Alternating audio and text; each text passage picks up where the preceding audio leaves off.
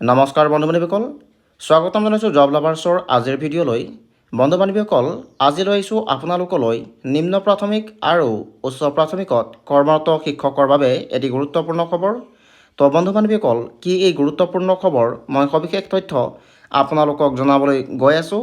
সেয়েহে ভিডিঅ'টি শেষলৈকে চাব, আৰু যদিহে আপুনি মোৰ ভিডিঅ' পোনপ্ৰথমবাৰৰ বাবে চাই আছে তেন্তে মোৰ চেনেলটিক ছাবস্ক্ৰাইব কৰি ল'ব।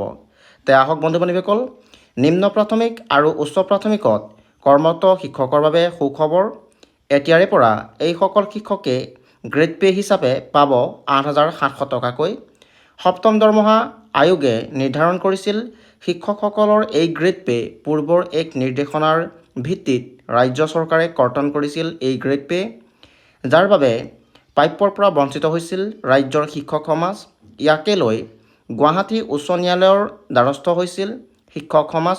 দীঘলীয়া শুনানিৰ অন্তত গুৱাহাটী উচ্চ ন্যায়ালয়ৰ ৰায়, এইসকল শিক্ষকক গ্ৰেড পে' হিচাপে আদায় দিব লাগিব 8,700 টকাকৈ।